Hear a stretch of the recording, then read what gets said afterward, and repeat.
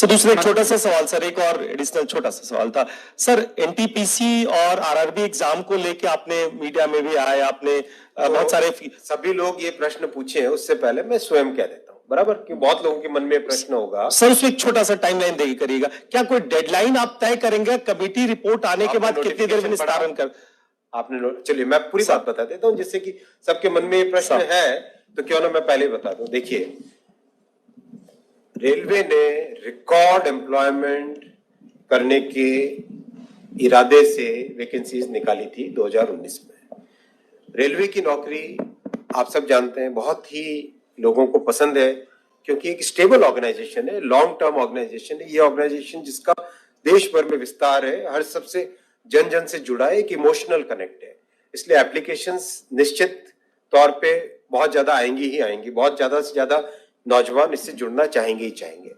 Applications खूब संख्या में आई, 1 करोड़ से ज्यादा आई एनटीपीसी कैटेगरी में भी और लेवल 1 कैटेगरी में भी 1 करोड़ से ज्यादा दोनों जगह आई एप्लीकेशंस। परीक्षा की तैयारी चालू हुई। परीक्षा के हिसाब से पहले जिनको अपॉइंट किया गया, उसके बाद में आया कि नहीं टेंडर करना चाहिए। टेंडर के हिसाब से सीवीसी के रिकमेंडेशंस आए, उसके हिसाब से वापस टेंडर करके नया एक अपॉइंटमेंट हुआ कि ये टेस्ट की एजेंसी होगी। टीसीएस को सेलेक्ट किया गया एनटीपीसी के लिए, और मेरे ख्याल से एनएससी है ना, एनएससी को सेलेक्ट किया गया लेवल 1 के लिए, राइट। मैं पूरी बात बता देता हूँ जिससे किसी के मन में कोई संदेह न रहे। एग्जाम डिस्पाइट कोरोना का जो ऐसा कालखंड था जो आप सब जानते हैं, हम सब ने झेला है उस कालखंड को, उस कालखंड के दौरान भी एकदम ट्रांसपेरेंट वे से टेस्ट किया गया। उस टेस्ट में आप सब जानते हैं कि कहीं से कोई किसी तरह की पेपर लीक की बात नहीं है, कहीं पे कोई मैनिपुलेशन की बात नहीं है, बहुत अच्छे तरीके से टेस्ट हुआ। रही बात शॉर्ट लिस्टिंग की, जहां पे छात्रों के मन में एक उद्वेग आया, और एक मैं कहता हूं हम लोग संवेदनशील सरकार है, हमारे मन में ये भावना है कि हम सेवा करें, हमारे मन में ये भावना नहीं कि हम राज करें। ये भावना के साथ जब काम करते हैं, अंत्योदय की भावना से गरीब की सोच की भावना से, तो उस भावना से जब काम करते हैं, तो अगर छात्रों को परेशानी हुई तो उसको सॉल्व करना हमारी ड्यूटी है, हमारा कर्तव्य है, उसके लिए हम तैयार हैं, उसमें हमारा कोई ईगो नहीं है। हमारी जिम्मेदारी है कि जो रेलवे से जुड़ रहे हैं उनके मन में अगर कोई प्रॉब्लम है, कोई संशय है, कोई पॉइंट पे डाउट है, किसी कारण से उद्वेग है, तो हम उसको समाधान करना हमारा ड्यूटी है। तो इसीलिए जैसे ये पॉइंट आया, तुरंत एक कमेटी बनाई जो कि सीनियर ऑफिसर्स हैं, जिनको एक्सपीरियंस है कई वर्षों का रिक्रूटमेंट का। Already more than 1 lakh representations आ चुके हैं कमेटी के पास में, और कमेटी आपने नोटिफिकेशन देखा होगा, उसमें टारगेट दिया हुआ है विद इन 3 वीक्स आपको ये प्रोसेस कंप्लीट करना है। तो जैसे जैसे रिप्रेजेंटेशन आ रहे हैं उसका तुरंत उसका एग्जामिनेशन भी कंप्लीट कर रहे हैं, जिससे कि एक फेयर वे में इस प्रॉब्लम का समाधान किया जा सके। 3 प्रॉब्लम्स हैं। पहला, एनटीपीसी में शॉर्ट लिस्टिंग में कितने होने चाहिए यूनिक कैंडिडेट्स। दूसरा, ग्रुप डी यानी लेवल 1 का एग्जाम सिंगल स्टेज होना चाहिए या डबल स्टेज होना चाहिए, राइट। तो ये 2 बड़े इश्यूज हैं। तीसरा मुद्दा है कि भाई टेस्ट का लेवल कैसा हो, हाई है, बहुत ग्रेजुएट ज्यादा आ जाएंगे 10+2 कैटेगरी में, संवैधानिक व्यवस्था है, उसी फ्रेमवर्क में हम सब काम करेंगे। तो इन तीनों का समाधान करने के लिए हम लोग तत्परता से काम कर रहे हैं, टाइमलाइन लेके काम कर रहे हैं, संवेदनशीलता के साथ काम कर रहे हैं, सेवा की भावना के साथ काम कर रहे हैं। इसमें हमारे मन में, हमारी नीयत में, हमारे तरीके में, हमारे प्रोसेस में कहीं पे संदेह की बात ही नहीं। एकदम क्लियर स्पष्ट वे में मैं सभी छात्रों से निवेदन करता हूं, हम उस प्रोसेस से गुजरे हुए हैं। जो अनिश्चितता होती है, जो माइंड में एंजाइटी होती है, वो मैं समझ सकता हूँ। मतलब हमें भी ध्यान है कि ट्रेन में स्लीपर कोच में नीचे अखबार बिछा देते थे और उसमें सो जाते थे, स्टेशन जहाँ पे सेंटर होता था वहां तक जाते थे, कहाँ रिजर्वेशन करवाने के हालत कहाँ होती थी, आर्थिक स्थिति कैसी होती थी, हमें ये पता है। जिया सराय में रह के रहना, एक ही दोस्त के घर में 7-8 लोग हम रह जाए, एक रूम में रह जाए, ये सब आप सबने देखा है, हमने भी देखा है। हमारे छात्रों की जो भावना है, उस भावना को हमने महसूस किया हुआ है, उसके साथ संवेदनशीलता से डील कर रहे हैं। मैं नहीं कहता कि इसमें अगर किसी को भी कोई भी डाउट हो तो एकदम खुले में प्रश्न पूछिए, कोई दिक्कत नहीं है, हम एकदम ट्रांसपेरेंटली इसके ऊपर काम करेंगे। धन्यवाद। मैं माननीय प्रधानमंत्री श्री नरेंद्र मोदी जी को हृदय से धन्यवाद देना चाहता हूं कि रेलवे के लिए अभूतपूर्व, इससे पहले आज तक कभी इतना नहीं हुआ, इतना रिकॉर्ड इन्वेस्टमेंट आपने अप्रूव किया, बजट में एलोकेट किया। आपको बहुत बहुत धन्यवाद। धन्यवाद देना चाहता हूं वित्त मंत्री श्रीमती निर्मला सीतारमण जी को कि रेलवे के जो सबसे इम्पोर्टेंट पॉइंट्स थे उन सब पॉइंट्स को आज अपने बजट के भाषण में स्थान दिया।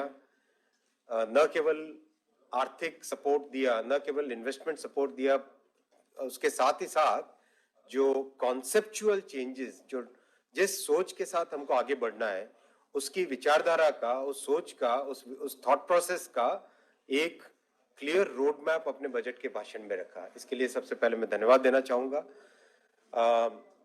तीनों मंत्रालय में, रेल मंत्रालय में, टेलीकॉम में, आईटी और इलेक्ट्रॉनिक्स में, इन तीनों में बहुत एक प्रोग्रेसिव सोच के साथ बजट में रखे गए पॉइंट्स। मैं तीनों पे एक एक करके आऊंगा। पहला, रेलवे। रेलवे में जनरल बजट की तरफ से, भारत सरकार के बजट की तरफ से 1,37,000 करोड़, 1,37,000 करोड़ का कैपिटल इन्वेस्टमेंट सपोर्ट हमको दिया गया है।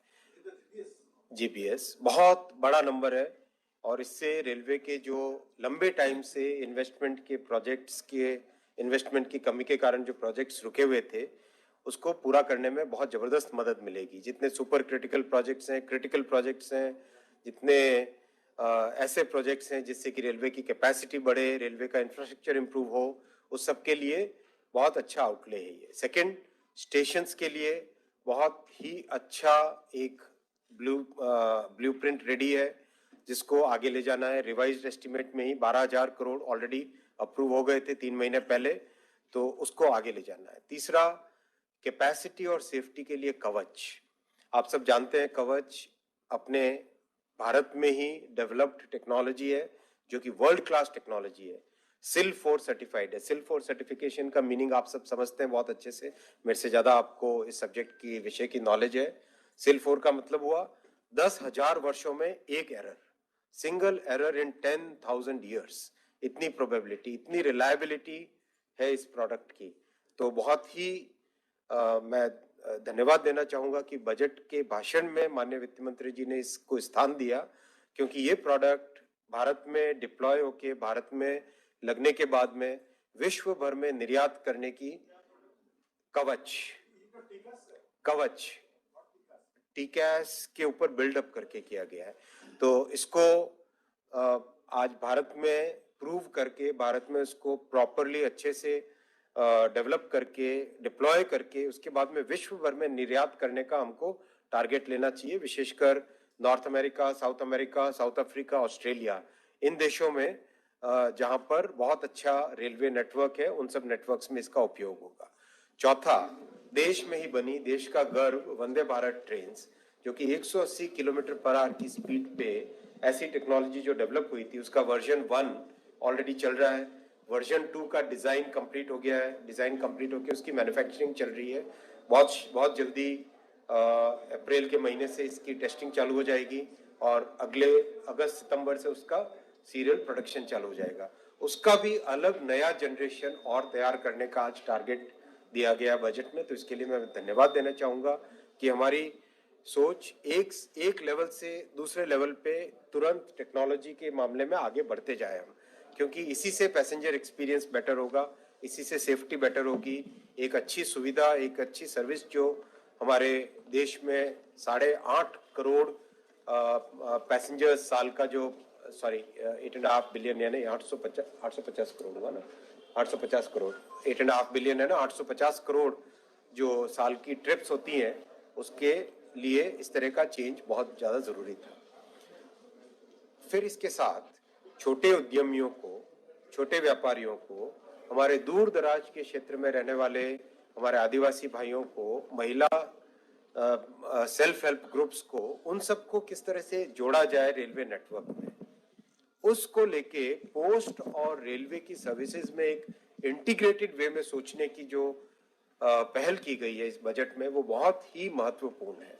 आप सोचिए, झारखंड के एक ग्रामीण इलाके से अगर कोई आदिवासी स्वयंसेवी समूह अपने प्रोडक्ट्स को मुंबई के मार्केट तक पहुंचाना चाहे, वापी के छोटी सी इंडस्ट्री से अगर नॉर्थ ईस्ट के मार्केट तक कोई पहुंचाना चाहे, कोयम्बतूर के मार्केट से दिल्ली के मार्केट तक कोई लाना चाहे, तो आज एक ऐसा प्रोडक्ट अवेलेबल करवाना है जिससे कि छोटे व्यापारी, छोटे किसान, छोटे उद्यमी भी रेलवे की सेवाओं का उपयोग ले सके।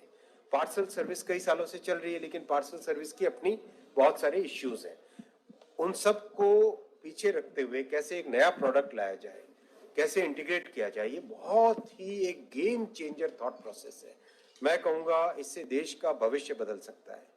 मैं कहूँगा कि देश के इकोनॉमी में जो नीचे स्तर पर लोग हैं, हमारे भाई और बहन, उन सब के लिए एक बहुत बड़ी एक अपॉर्चुनिटी क्रिएट हो सकती है। कितना इससे रोजगार क्रिएट होगा, कितनी इकोनॉमिक अपॉर्चुनिटीज क्रिएट होगी, इसका अंदाजा आज लगाना संभव नहीं हो, लेकिन आने वाले वर्षों में आप इसका लाभ देखेंगे। इसीलिए 1.5 लाख पोस्ट ऑफिसेज हमारे, 8,000 स्टेशन, इनको मिला के जो इंटीग्रेटेड थॉट प्रोसेस है, दोनों में कॉमन टेक्नोलॉजी हो, एक कॉमन सर्विस रहे, कस्टमर को सीमलेस एक डोर से दूसरे डोर तक सीमलेसली चीजें पहुंच सके, वो जो थॉट प्रोसेस है वो एक गेम चेंजर थॉट प्रोसेस है। मैं मानता हूं कि इस तरह का विजन अमृत काल में ही आ सकता था। माननीय प्रधानमंत्री जी ने जो अमृत काल के प्रणेता हैं, अगले 25 वर्ष हम भारत की आजादी के 75 वर्षों से 100 वर्षों तक, शताब्दी तक वाला जो पीरियड है, इस पीरियड में इस तरह के चेंजेस, इस तरह के गेम चेंजर्स, उनकी बहुत बहुत ही एक अति महत्वपूर्ण कल्पना रखी गई है, टारगेट्स रखे गए। मैं आऊंगा अब